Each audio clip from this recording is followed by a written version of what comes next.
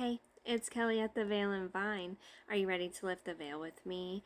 I am using my Midnight. How did I throw it? Midnight Oracle, which is like my shadow work deck. We have a full moon coming up. We're finding out what we need to release. The cards that came out was 18, the Abysmal Beast, and 19, the Fractured Bloom. So the Abysmal Beast, and I have my little guidebook. This stands for confrontation with primal fears, unrelenting challenges, and immense power. This card calls you to face the storms within and rise above them with unyielding strength. A reflection question, something popped into my head. A reflection question: how do you channel your inner strength when faced with overwhelming tides? Okay, so for me, today I woke up and I'm in my luteal phase, and I'm also like an Aries moon, so my emotions tend to be very fiery. And then in my luteal phase, it's just, it was intense, okay? Like, I opened an Excel spreadsheet today, which really should have had a disclaimer on it saying, like, information overload. But I opened that thing, and it made me cry. It made me break down. But instead of, like, having a full-blown crash out, I just stepped away. And I just went and I let it out. I like cried. I also get to work from home, so I have the luxury to do that.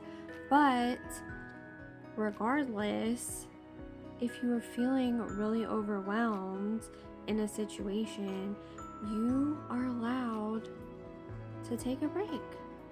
To just say, I need a minute, and go collect yourself. Go deal and honor those emotions in whatever way you can at that time that's going to help you. And honestly, acknowledging it, knowing that maybe it's just that time of the month, things are a little more intense, it doesn't really matter. Your feelings are valid, okay? They're gonna be valid, whatever you got going on. Take time. Just acknowledge, just deal with it in the moment as best you can, and then you can circle back. I had to take a few breaks today, I'm not gonna lie. But to me, instead of spiraling and letting it overwhelm me, you, taking that break, taking that time, that step away to acknowledge and like handle that, to me, that's that inner strength. And like knowing yourself, like, okay, in my luteal phase, things are more intense. It is for most people. And just like noticing that and preparing and acting accordingly, right? Okay. So channeling our inner strength when faced with overwhelming tides. So confronting like some primal fears, right? Okay.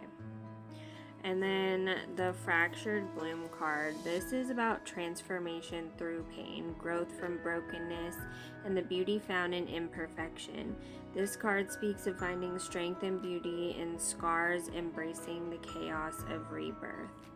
A reflection question: what parts of your past do you need to transform into sources of strength and growth? Yeah. Well, for the Fractured Bloom part, I will remind you, too, that you would not be the person you are today without having to go through all those terrible hardships, you know?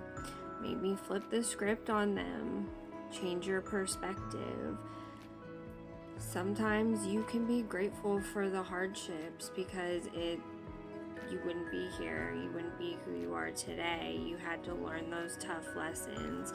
And trust me, I've been through some terrible, terrible, terrible things. But I've come to a place now where, like, I can be grateful for them because the lessons I've learned and the person that I am now, totally worth it. Totally worth it. But you know, healing's not linear, so if things come back up, it's not because you're doing it wrong. It's just that another layer, you reached another layer that needs to be healed again. Okay? So let's do our shadow work for this full moon coming up. Face our fears. Look at things in our past from a different perspective. And remember how fucking strong we are. Okay? So tend to your inner world. It is all connected. And I will see you soon.